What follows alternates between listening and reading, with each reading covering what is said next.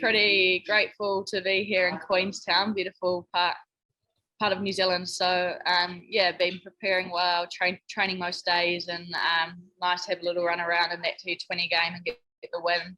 But yeah, looking forward to the 50 games getting underway, heading into a World Cup especially. And Jess, what's the week like been for you? Yeah, again, same as Amelia. It's one of my favourite places to be in Aotearoa. So yeah, really grateful and great to be together as a group after playing a lot of domestic cricket apart. So yeah, no, really cool to be together training as a team and to win the other day as well. Jess, last World Cup, you were there as a spectator watching Amelia. Could you imagine you'd be, 5 years later, be here about to play alongside her in the next one? No, not at all. It's quite surreal, really, looking back and thinking about it. So, I had the choice back in 2017 to watch Amelia in the World Cup or play in an indoor cricket World Cup. And I decided that going to see a 50-over World Cup would be a better option. And it was, because it really inspired me, seeing all these professional athletes and seeing, Amelia play. And that really motivated me to give cricket a push, and ended up making the Blaze squad and have never looked back, and to be in the squad now, I'm just forever grateful, really, to be representing my country. And how do you think you've come on in the sort of 2 years since you've been an international cricketer? You've sort of stood out, especially with your in-swing, but you've really sort of hit the ground running. How do you think you've sort of progressed?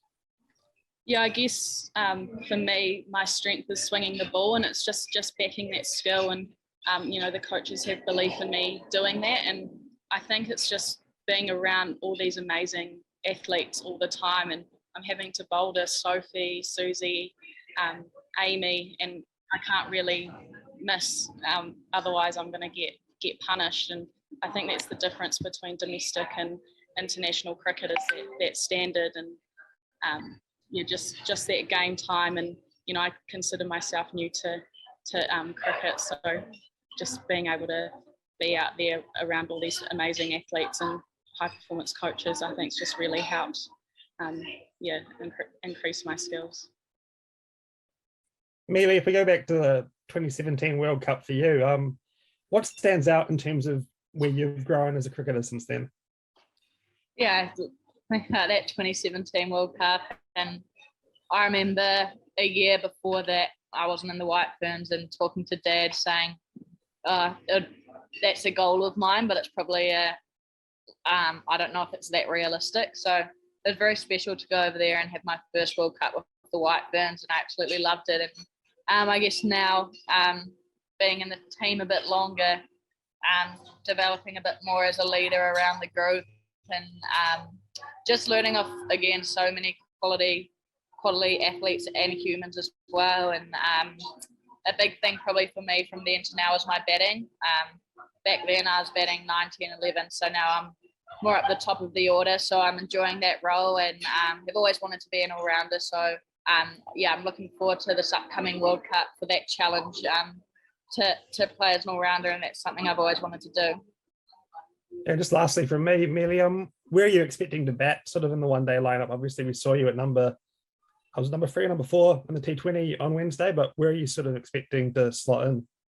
Yeah, I think it's going to be the same again, around that number 3, 4 role. So it will be a good challenge, and I'm looking forward to it.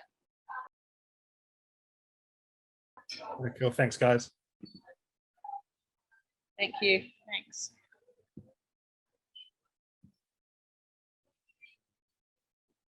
Pardon?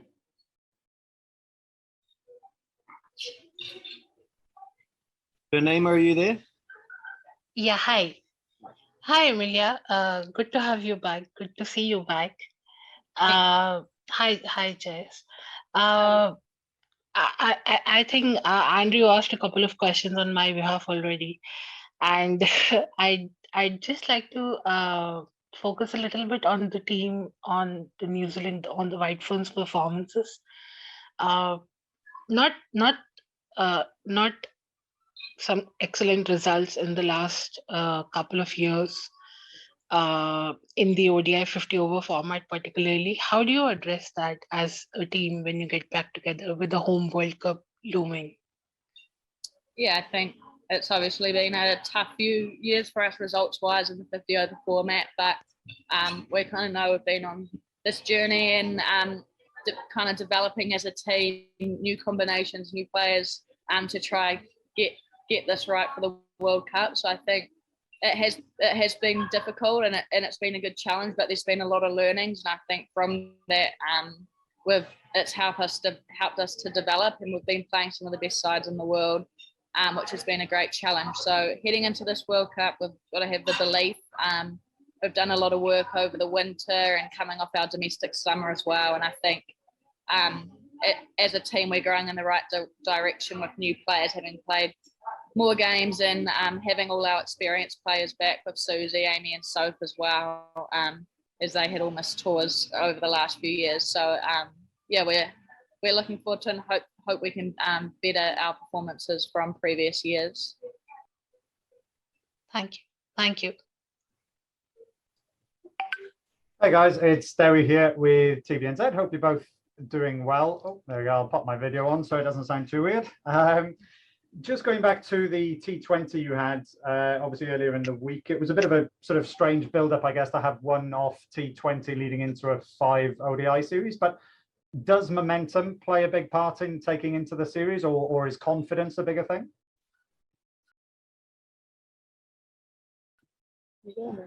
Yeah, I think it's great to start with a win, and we can take a lot of confidence with that. And as Amelia said before, we're on this journey, and having been away in England with the team, we saw it as that way too, that we were on a journey. And while we had some close games, at least this is the bigger picture. So to have that win straight away is great, and hopefully we can carry that on with the one days. And we've got some excellent girls in the team, and you know, they've come off a great domestic season. We just hopefully all have that confidence to go forward and do our job, and hopefully that comes together well as a team. Cheers, Jess, and Amelia, to you as well. I know you're no stranger to having responsibility as a leading spinner in the side, but I guess is that accentuated even more now that you know the team has gone for a sort of younger spin option and not taken Lee as part of the squad? Yeah, I guess the other day we only played one spinner, but we have a quality seam attack as well, and I guess in different conditions. It depends on the balance of the side and what we want to go for. It's been awesome having Fran around the group. We've seen in international cricket how successful left arm spin has been, and she's very accurate and very, very calm. So it's been cool having her around, and I think I'm actually able to learn a lot of her too. So I'm really excited to see her take her opportunity when it comes, and I think she's going to be one of New Zealand's greats. And you say you might be keen to learn from her, but I guess are you able to pass on a bit of knowledge at what it was like for you trying to find your place in international cricket when you obviously burst on quite young? Yeah, I guess we both kind of came into international cricket quite similar, how we were both very young. So I guess hope she can learn off me, that I can say some good stuff to her. But yeah, she's awesome to chat to. She's an awesome kid. So great to have around, and yeah, hopefully we can have a few conversations between the two of us and both learn off each other. Awesome. And one last one from me, and sorry to bring this topic into it as ever. COVID seems to be poking its head up a bit more and more in Queenstown. I think Super Rugby looks like it's being affected slightly. Just wondering, has that sort of forced you guys to close sort of your bubble even tighter, or no change in terms of how you guys are going about things? I've been in a pretty strict bubble anyway. We have our masks everywhere and don't really go inside to any restaurants or anything. It's more takeaways or have it outside. So we're being pretty careful here, as you know, we want to be playing our cricket, and that's the most important thing. So yeah, just got to keep adapting as we go, but we have guidelines and our jobs to follow. Awesome. Thanks, guys. Go well this week. Thank you. Hi guys, this is Vinayak from India. Good luck for the series. My question to you is, Jess, just speak to us about the importance of swing through the air while bowling in New Zealand, and how big a weapon it is for you, and how big a weapon it is in general while bowling in New Zealand.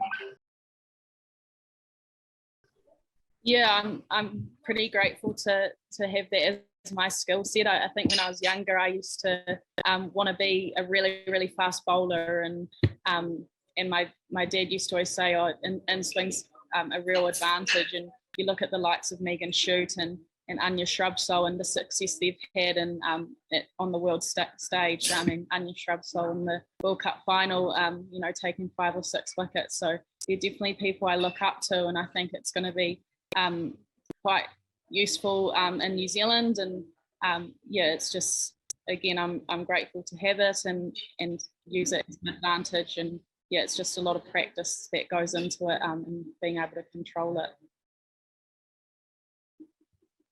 And just in general, Amelia, to you as well. So what are the focus areas that the team is thinking about?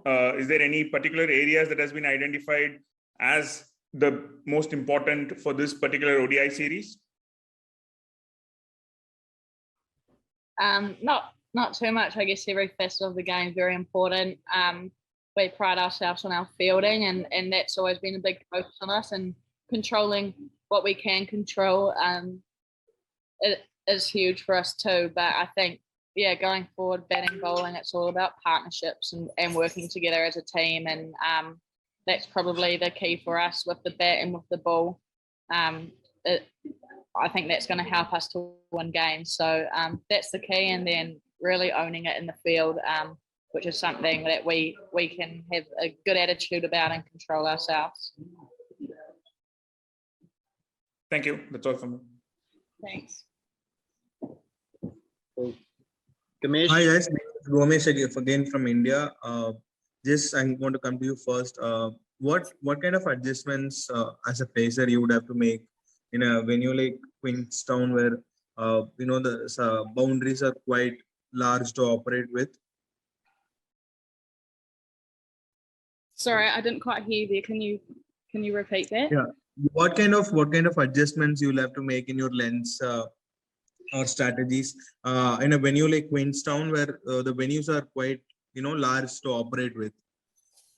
Yeah, I guess it's more with how the pitch is playing, and I guess with different batters, whether you're fuller or shorter. But at the end of the day, the coaches and the team sort of discusses is what's your best ball, and it often ends up being bowling top of off stump, and for me that's swinging the ball in. So if I can do that as many times as possible on the day, then I'm doing my job well, and then later on adding in some cross seam variations and slower balls. But just seeing how the pitch plays and who's batting. But trying to make the batters play as much as possible is what I'm trying to do.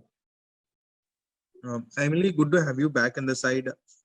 Just following up on one of those previous questions, you spoke about your growth since 2017 World Cup. How much do you see yourself grown as a batter, since you batted around 8 or 9 in the 2017 edition? Now you are almost among the top crucial batters in the top 4. Yeah, I think growing up playing cricket, I always did both bat and bowl, and being an all-rounder was always something I wanted to do and consistently worked at. I think when I first got in the White Ferns at 16, I probably just didn't have the strength and power to bat at the international level. But I've been enjoying my batting for Wellington and now the White Ferns, and I'm glad that I can now contribute to the team as an all-rounder, and it's an important role for me. And so it's been nice that I can bat and bowl for this group now. Just one more, if I may. We've got to move on, Ganesh, because we've got to get India through as well. Yeah. Okay. Thank you. Ananya, we got one from you, and then Kail Yani. Yep. I'll just go quickly. Hi, Jess and Amelia. This is Ananya from India. Jess, my question is for you. the White Ferns have a really strong seam attack with the likes of yourself, Hannah, Rosemary, Mayer, Haley Jensen kind of pushing for places to support both Leah and Sophie. So how important is that competition for the development of the squad in general? And, how do you guys feed off each other and learn off each other? Yeah, I think it's great to have such a strong seam attack in the squad, and we all sort of offer our different strengths, which I think is really valuable too. But with Leah being the most experienced, she's great at helping out, and us younger ones coming through, we all get along really well, and just being able to bowl together in the nets and have those little discussions before a game or at training or after a game is really good. But I think that we all offer something a bit different is really, really awesome. Yep. Thanks, guys. Good luck. Thank you. Ananya, yeah. Hello, Amelia. Hello, Jess. My question is, having a great one of the most competitive domestic season heading into the World Cup, how do you think that has helped White Ferns as a unit? Yeah, I think it's been great that we get to come off a summer where we've played a lot of cricket, and there's no better practice than playing. So that's been really important. But yeah, we know international cricket's a lot different, and we've come off more T20 cricket. So getting into a 50-over World Cup, we've got great preparation here, and getting to play India, who are a quality side, and being up in the last two finals of World Cup. So that's going to be a great challenge and prep heading into this World Cup. And as a group, we love being around each other as a team. We all get along really well. So we're just excited to get this series underway for 50 over games and then go express ourselves out there on the field. Thank you and all the best. Cheers. Thank you. Cool. Thanks, everyone.